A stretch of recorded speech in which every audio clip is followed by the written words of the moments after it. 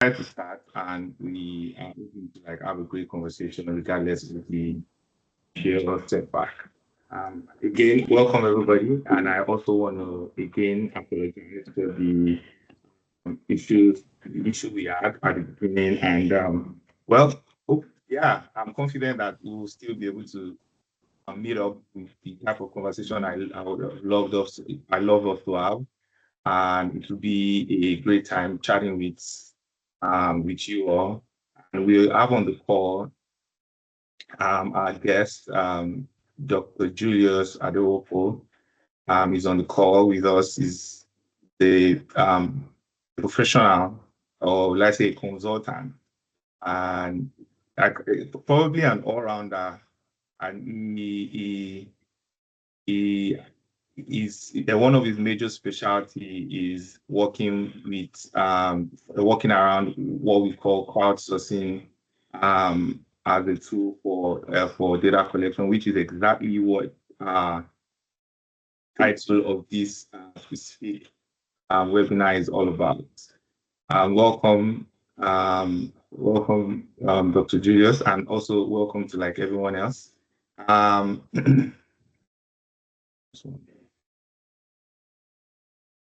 so in just a few minutes, I don't mind if you would go ahead to just introduce yourself in a couple of minutes. Let's know more about you, and we'll keep the conversations from there.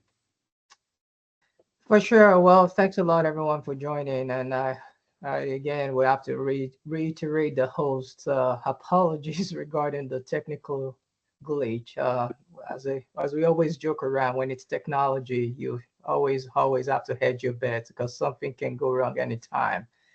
But having said that, now we are here, and I really do thank you for joining the session. My name is Julius Adewopo. I currently work as a data innovation consultant with the World Bank, and I've acquired I think over 15 years of experience working in the space of research, data innovation, emerging technology. And this, of course, cuts across different sectors from humanitarian to agriculture research to really working in the financial industry and now working sort of in the enclaves of development slash finance, of course, with a bank.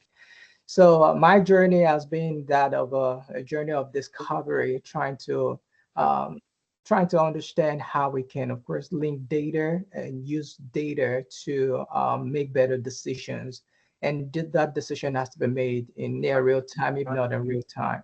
So my motivation, for joining or for accepting this invitation is really to see to, of course, share some of the interesting work that I've been leading.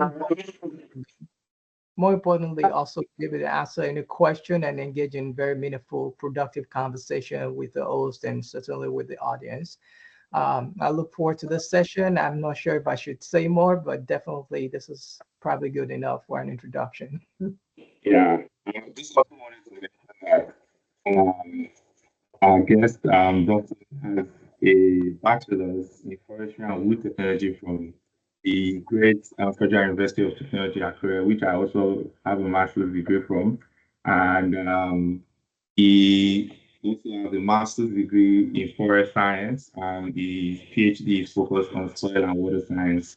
And just to mention a few, just this more like, and like it's an interesting moment for me, also with the fact that we went to the same university at the same time, but also the fact that one of the reasons why we started WeCollect was off of a couple of his research papers that I read, and those were the things that formed the idea of the product that we're building. So for me, it's more like a fun moment, really like me actually having a conversation with one of the people that formed a dream that we're pursuing right now.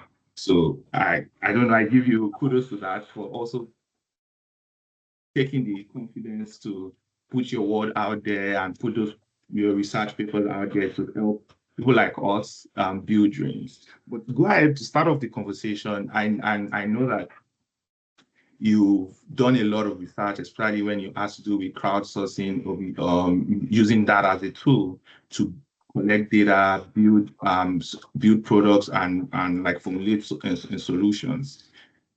I'm I read like a blog post about somebody giving like a recap of how they carried out a field data collection survey, and they highlighted a couple of things that were their challenges. And number one of all of these challenges was internet connectivity. And that and that I felt that because you see a lot of numbers saying, oh, Africa is having a 45% increase rate in terms of internet connectivity and mobile application adaptation. So it's still we still have a challenge of internet connectivity. And how do you think this it affects the whole idea of crowdsourcing as a tool? Well, thank you for pointing that out. A very important question to, I guess, start with. Obviously, talking about trying to unravel the challenge. Crowdsourcing in itself,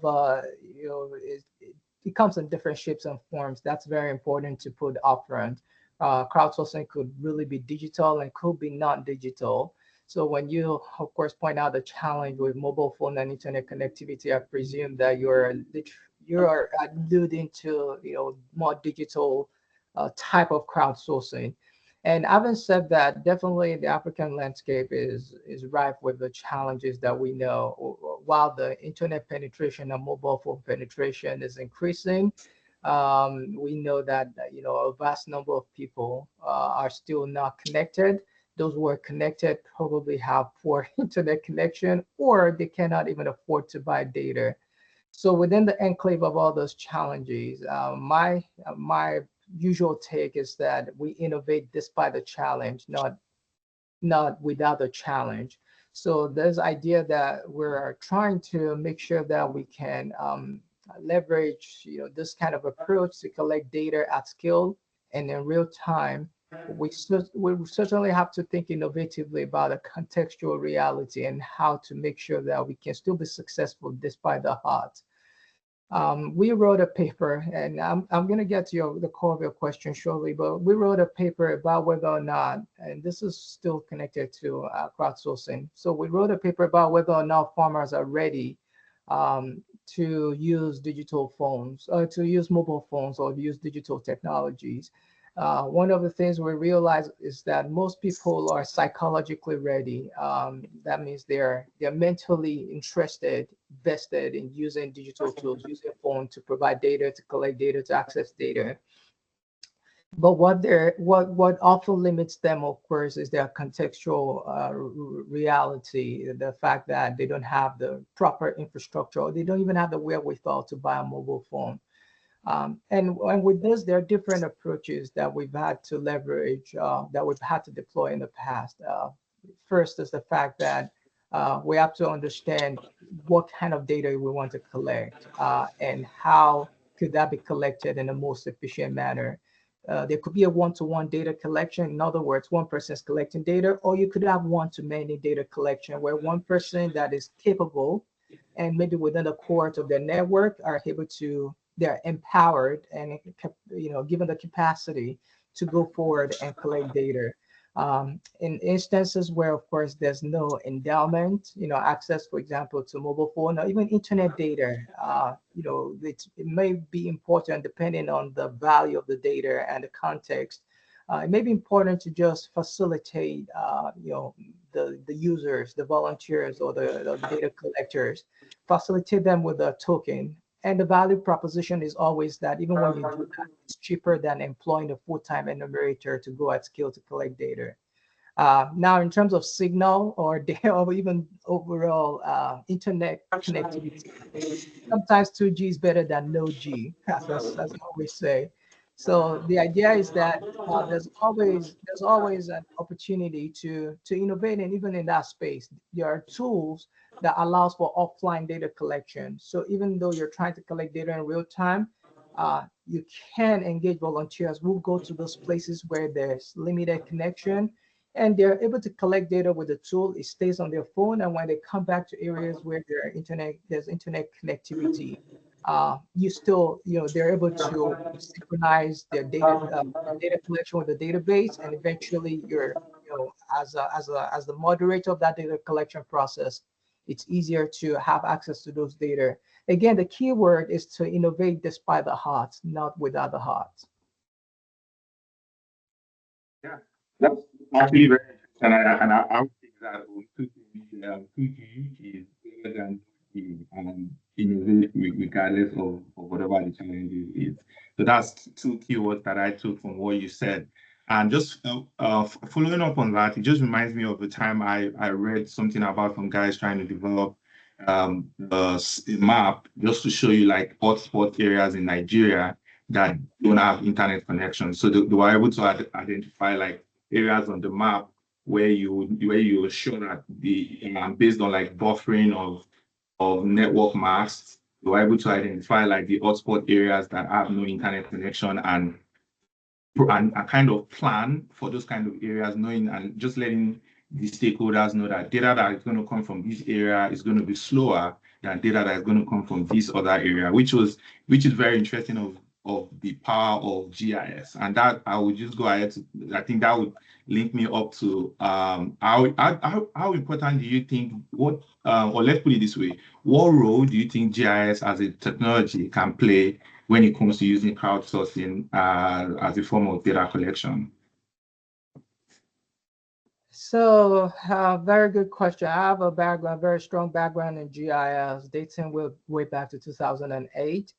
And I've had opportunity to execute various projects, from really using more of the crude tools and data back in the days to using more sophisticated tools and data now, of course, including drone-based imagery, especially explicit location, location tracking tools and everything in between. So for crowdsourcing, I think it's a very great advantage to be able to embed GIS capabilities, because at the core of GIS is the science of location, knowing where and how they relate to each other. I'm sorry, I think there's a little bit of feedback in the background. Just it will be, I guess, helpful if everybody goes on mute. So there's a little interference. So GIS really provides that opportunity to first be able to validate the location of your data. I think in the past, growing up, when I was doing my research back in the undergrad days, people would do research and it's not essentially verifiable whether they actually went on field or whether they went to a different location. So the ability to really embed location and with high precision up to maybe 3 meters, maybe even less these days in some of the data collection tools. It's already a big advantage. And I think beyond the validation or verification of the actual location or the origin of the data, on top of that, there's a new capability now that we can link the spatially georeferenced data sets or data points with other data sets. For example, socioeconomic data, country boundaries, or geographical boundaries generally. We can now link data that you're collecting, for example, at the household level. You can link that with imageries, and these are possible now because now you have Google Earth Engine.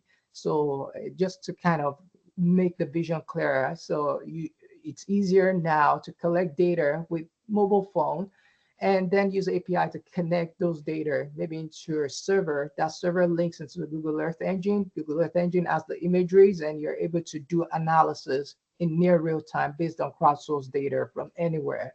So these are possibilities that were almost unimaginable, I guess, two decades ago, but now they are the reality. And of course, these are big advantages that GIS and remote sensing offers to birth this new reality.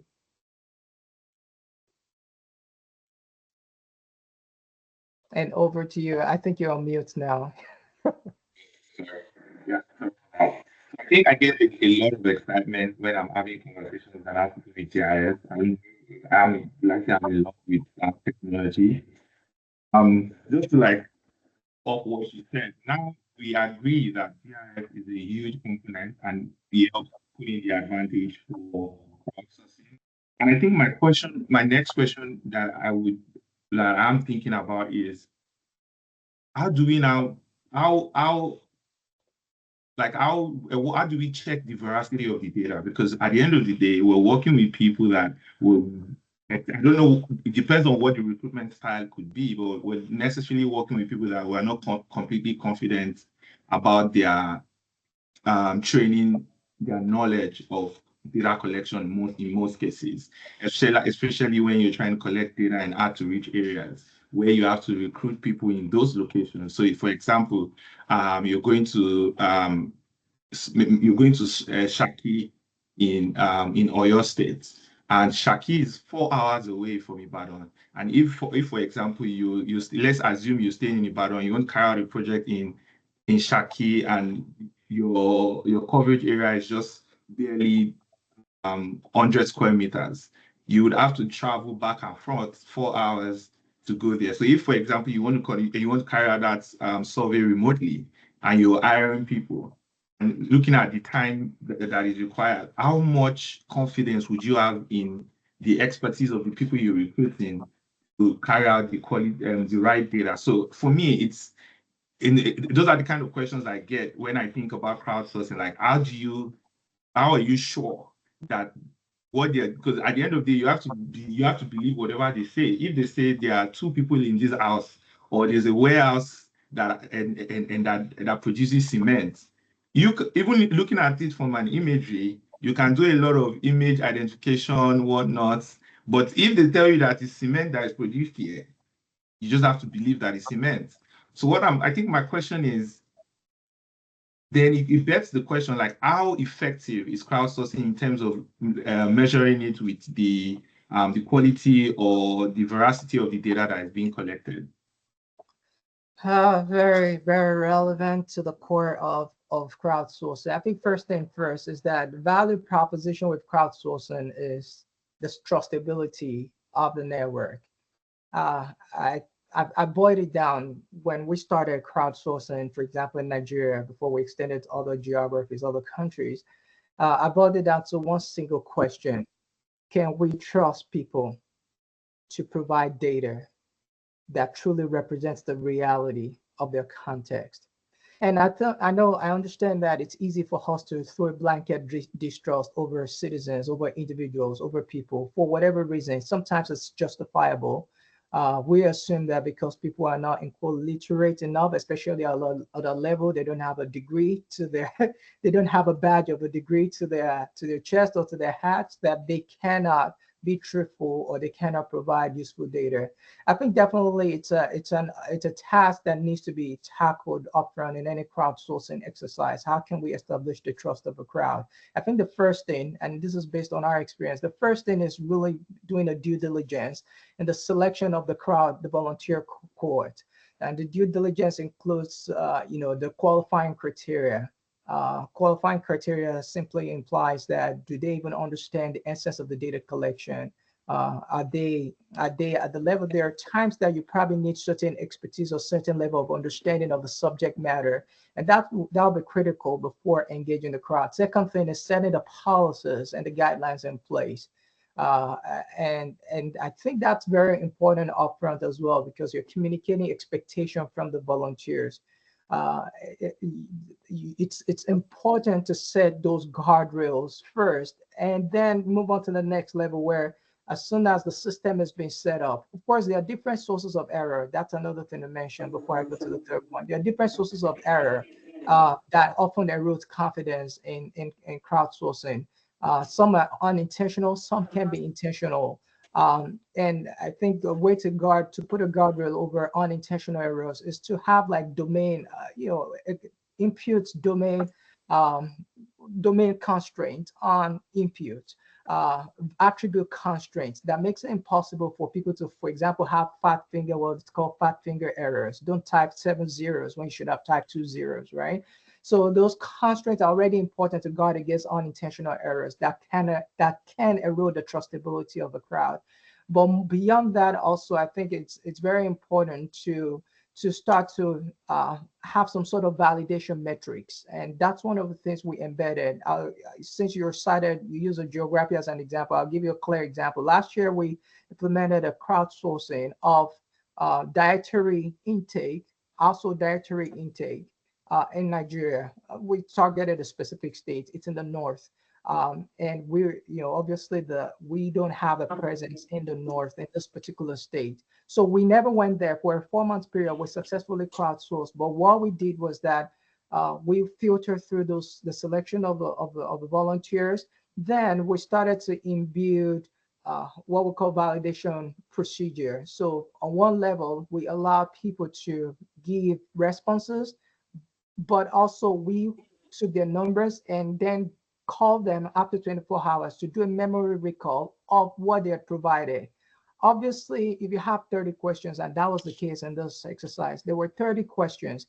If out of 30 questions you provided answers 24 hours ago, and you flunk 20 of those questions, or even 10 of those questions, it suggests to me that you are not being sincere, because it's actually a yes or no answer for those questions.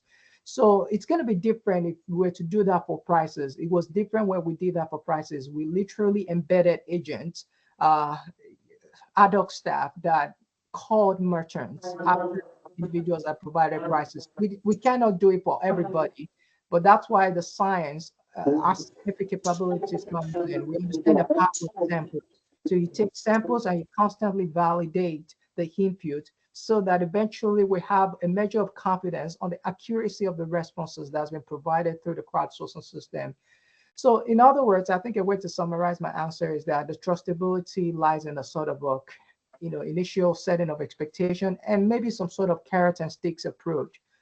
If someone is consistently providing wrong answers, I think it's a good time to drop the volunteers, and that's why the size of a volunteer, the size of a crowd needs to be so that we can definitely execute this discipline or sort of sanity in the process, or making sure that the data is trustable. That makes a lot of sense. And I kind of, I've never thought of that idea of like just doing like a 24-hour sample check to say, okay, what you provided, how accurate is it? So I think for me, and that now goes ahead to bring a newer way of thinking. And I think I would just throw that out to you is there's already questioning when it comes to the veracity of the data got it from crowdsourcing. And there's already like a hard work in trying to ensure that that data is still accurate. Then it now brings into question, like, if you're not carrying out a data collection process that has to do with sampling, where you're working with a large area of Nigeria or maybe West Africa, and you can, maybe because of cost and maybe the budget behind that project, you can only sample a couple of areas. Don't you think with the question of veracity of the data that they're getting with crowdsourcing, and now there's also question in terms of your sampling, because at the end of the day, regardless of how great or how effective your sampling model is, there's still a plus or minus error margin that you are and that you look forward to. Don't you not think like combining crowdsourcing with sampling, do you think that's a great idea, or do you think that shouldn't be done? In compliance, I had a chance to work with Citibank for a while as a vice president in the data compliance. And in compliance, we use the language trust but verify. So crowdsourcing, while I am very much enthusiastic about it, and I recognize that it's a power of the crowd, there's no truth that can be greater than the truth of the collective mass. And that's the standpoint statistically. That's why the more robust your sample size is in statistics or in research, the better you are in terms of getting closer to the true value of the variable or the phenomenon that you're trying to observe. That's on one side. But on the other side, also, we want to make sure that we're constantly verifying. That's where the sampling really comes in, if necessary, or depending on what trust verification protocols are being set in place.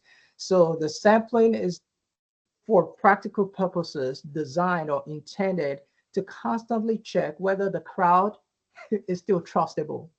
So it could be a weekly cadence, it could be a monthly cadence, it could even be a daily cadence. But obviously, you cannot call, if you have 1,000 volunteers or 2,000, it may be cost prohibitive to call all of them. But you can definitely randomly pick from that 1,000, a repetitive sample, maybe 10, maybe 20, maybe 100, depending on your budget. And you're constantly doing that. By the time you are done with your crowdsourcing exercise, let's assume it's for 3 months, you would have run through the cohort and you will have a stable metrics over time that shows a trend of how trustable responses have been within the bigger cohort of crowd.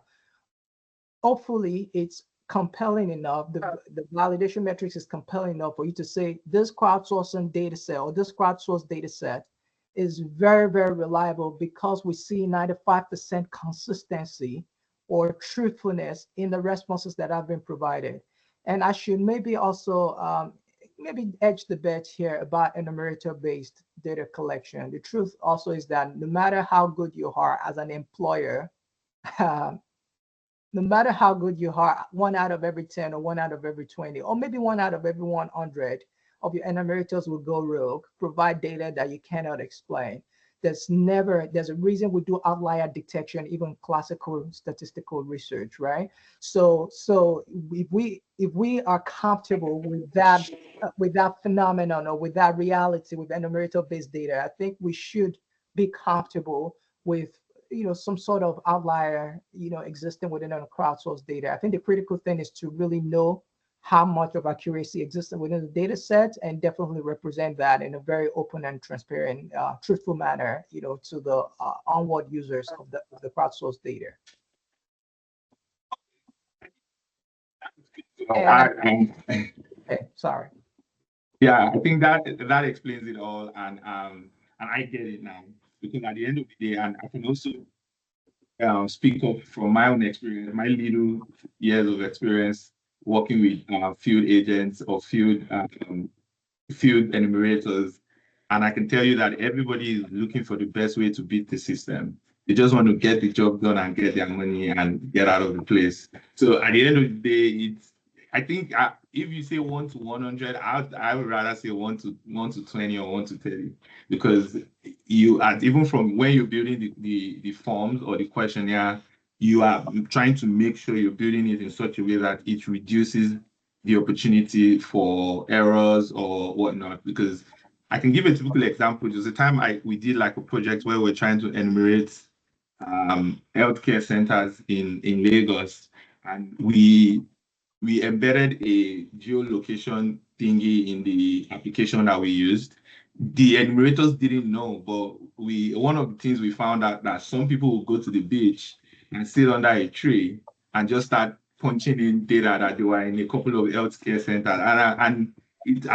I think that was one of my early projects, and I was so shocked because I remember actually having a conversation with the enumerator. It was like, it was at the healthcare center, and I'm like, I can see your location. It showed you were by the beach.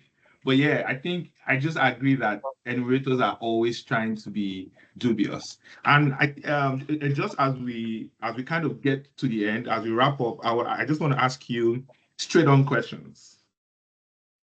Which would you pick in terms of cost saving? A trained enumerator, or just like training enumerators in a location and dispersing them to like different locations, or doing like a distributed network of crowdsourcing agents? Knowing what I know and based on, I guess, true comparison of what both sides entails, I would defer more to the crowd. I would rather, I believe in human-centered design, human-centered processes, and I believe in the trustability. Not everybody cannot be 100%, I guess, honest, but I know that I can take 95% honesty and save maybe 90% of the cost, and that's cost efficiency for data collection. That's a way to build a very strong agile data system for the future. Okay. Are you not worried that you're crowdsourcing with strangers? Crowdsourcing with strangers, people that I don't know, is that correct? Yeah. No, and that's of course that's what we had to prove initially when we started all those work way back in 2016, running to 2018 with the European Commission Joint Research Center.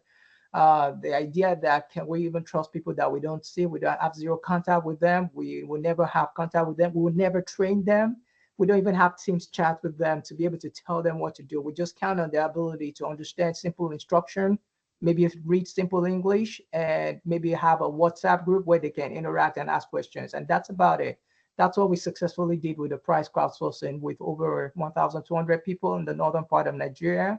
And then we did it in Rwanda with enumerators, with the agricultural service enumerators there.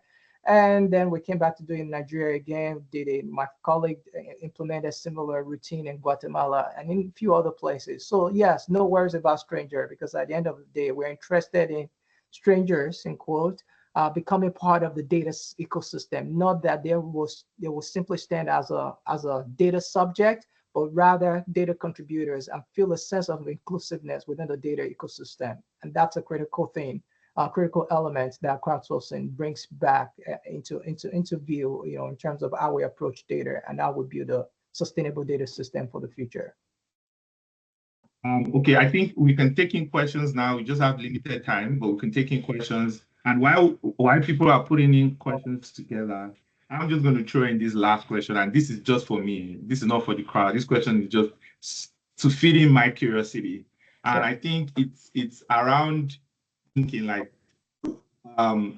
using the crowd to collect the data, or letting the crowds be the contributors. Because for me, sometimes I'm very I'm very guarded when I'm thinking around these things, because there's sometimes you need data, especially from people, and you do like I remember I saw a platform where you could do like a SMS blast to a couple of people and tell them to respond and they will get airtime in return.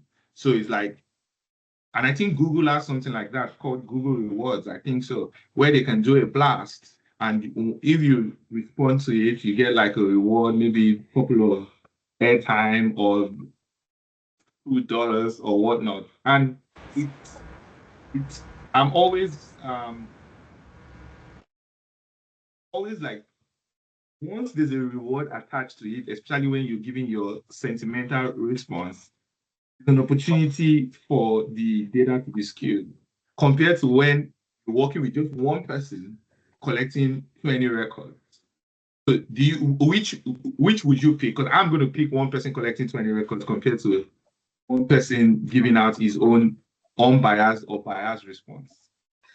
So the good question there. I think you're now tinkering on incentive system and I guess structure. So here's the point.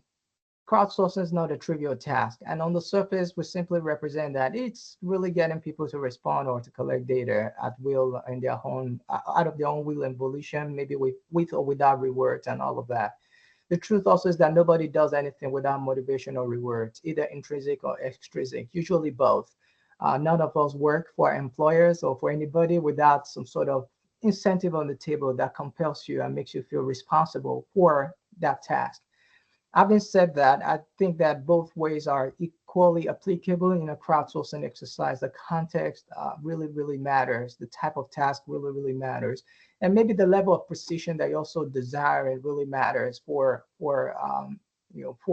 which pathway is selected or is chosen. I think what's also important is to understand that the incentive structure, we actually published a paper about this in, I think, Journal of World Development. Incentive structure really matters and needs to be carefully designed.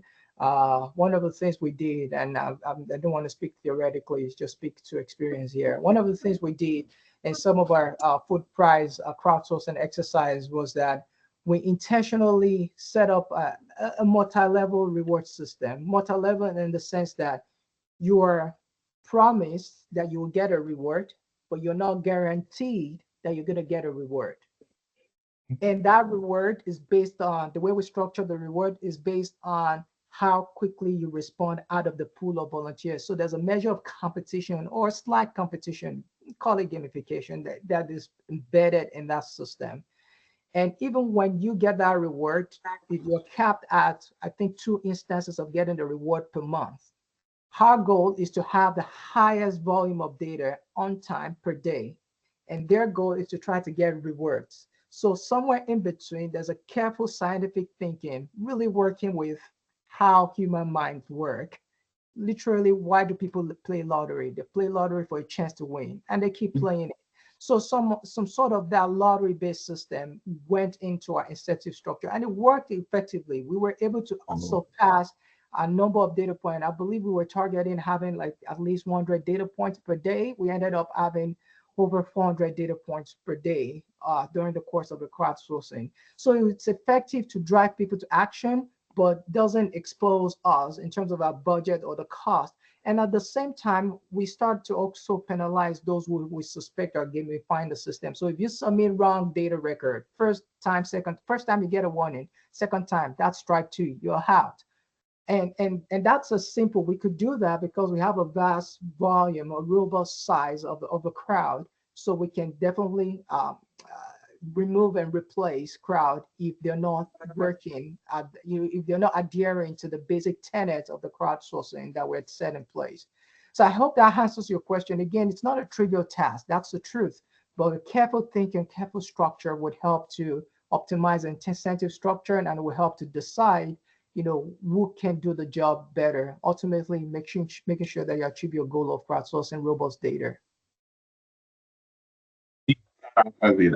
And one thing I enjoy, especially from everything you say, and I would also maybe in my second life want to live in your experience, because it's like you every of my thoughts, every of my questions I've always have in my head, you probably experienced them on the field. So it's more like if I was to be reborn, I would say, let me just be in your experience. Let me in your head some days and just witness how you carry around this work. And I have more questions, but we'll slowly and getting to the end of the time. And I saw some people raise their hand. Can you just please type in your question in the chat? We have just a couple of minutes left. And also, probably I would send out, if you don't mind, I have like a bunch of links to your papers loaded up in my bookmark. I can also like send it out to people that are also probably find these conversations interesting, and they can go ahead to read about like the works you've done and probably just learn from that. And if you don't mind, probably you can share your LinkedIn page. So if anyone asks questions for you, yeah. If anyone has questions for you, they can reach out to you personally. But I'm overwhelmed. Like this is a lot of experience put in one person. So I think like people like you should be in a museum somewhere where if you need if we need to go check you out, we can always walk in there and quiz you and probably get to learn from everything you've experienced. And I think okay, I saw somebody's hand up, but I don't want people talking, so I'll just give one more minute to throw in that question in the chat box.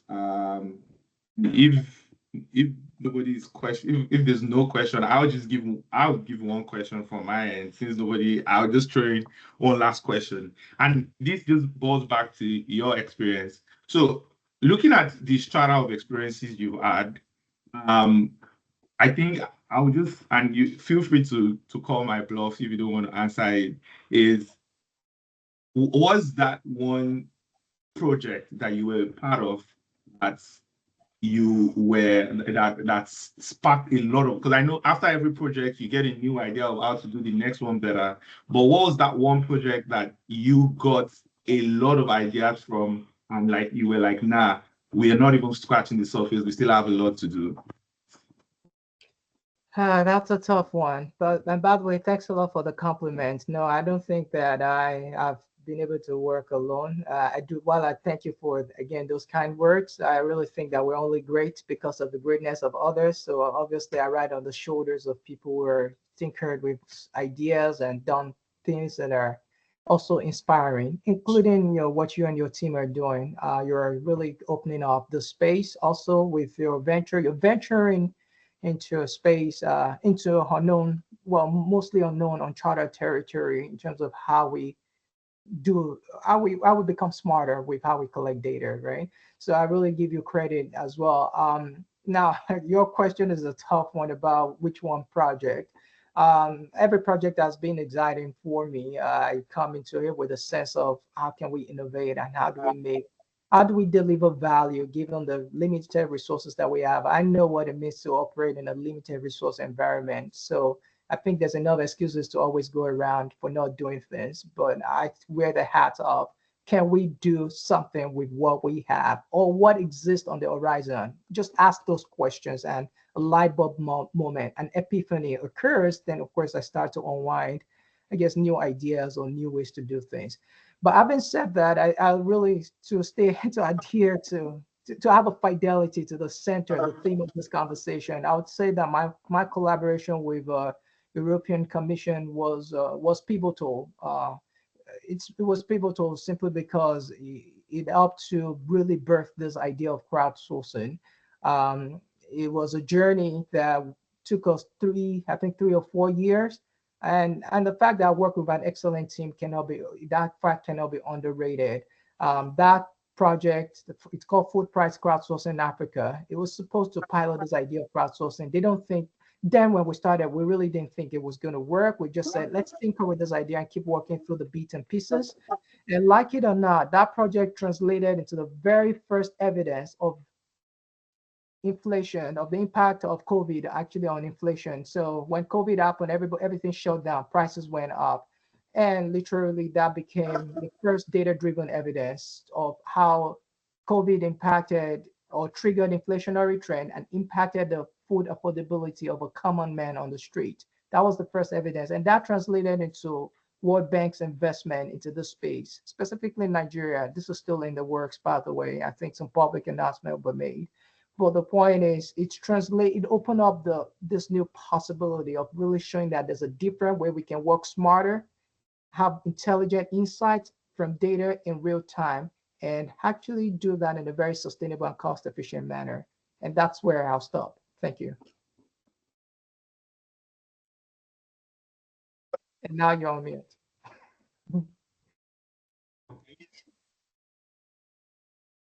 You're back now. You're on mute. All right. Is it better now? Yes. Okay, sorry. So I think for me, I would also say that that was one of your first papers that I read, and usually I remember I think when I started reading research papers, what I just used to do is I'll read through it. If I find it interesting, I go check who wrote it. I just read through it first because what attracts me is the topic. I read the paper, then I'm like, who wrote this? Then I go check with the person. And I think for me, just reading the abstract alone, I was like, nah, who's this? Then I saw your name, then I read through the paper and I think I read through the methodology a couple times. Like I read it the first time, I went to bed, I'll wake up the next day, I'll read it again. And for me, it was just more of getting to understand how that was utilized. Because bear in mind that prior before then, I was doing field data collection, but I always thought that there should be a decentralized way to collect data without having to bring everybody under a roof, train them, and disperse them, spend a lot of money on logistics and whatnot. That there should be a very effective decentralized way to collect data. And I just needed something to convince myself for it. And obviously, like I said, reading that document, that research paper was the spark. And I got the spark that yes, this is possible. And just looking at what we've been able to build since then, we've been able to build like an end-to-end solution that can effectively help people collect data in hard to reach areas and anywhere across the continent. And I think for me, it's will I say there's a lot of applause, and I think everyone in the audience can help us to give a round of applause for Dr. Julius, who has, will I say, bettered a new, probably been a part, I can't say he did it alone, but he's been a part of a new revolution of data collection and how effective we can use decentralized network to collect data and how effective that could be. So I thank you for your time. I know I was very worrisome. I kept on sending you a couple of emails because I was so confident that when I got the idea of the topic for this webinar, I was so sure that you were the only person that I could get on board. Even though I wanted to get somebody else, I was like, nah, I'm not going to give up. I'd rather not do this topic and do it later than not do it with you. So I appreciate your time. And this session will be recorded and it will be published on social media platforms. And I will also send you a copy to take a look. And also, I think everyone in the audience has definitely learned something new. I've learned a lot. My notes is full. I have a couple of tweaking to do to even our own system. And I think everyone is so excited to listen to you. And probably before the end of the year, we may get you back on one more session. Maybe we'll have to talk about, maybe we need to do a part two because there's a lot more to learn from your wealth of experience. So thank you for your time. And I very, very much appreciate you coming on here. But also for everyone on this call, I'm sure you probably heard of WeCollect or you heard of it from somebody else. WeCollect is an end-to-end data collection tool that allows businesses collect data remotely from anywhere in the world. And it's specifically for about data for Africa, and also has to do with if you're carrying out a monitoring and evaluation projects. But yeah, check us out on all our social media platforms. It's called WeCollect. We collect data on Facebook and we collect on LinkedIn and every other social media platform. But I think we're very much active on Facebook and LinkedIn. Yeah, you can check me out, but I'm not the star of the show. We have the star of the show right here. I think his LinkedIn name is Julius Adewopo. So just put that on LinkedIn and you will find him there. And thank you. I know we're like a bit over time, but also I want to also apologize for starting late and probably would put a lot more effort in figuring out the technical issues. Same thing. We do this every quarter. So obviously, this one was for the first quarter because we didn't have the time to do it in March. So most likely we'll still do one before the end of June. And you can also stop by if you have time to check us out and listen to how we build like conversations around African data. Thank you very much. And thank you all for joining this. We can call it a close. Bye, Thank you. guys. Thank you, everyone. And thanks for having me. Bye now.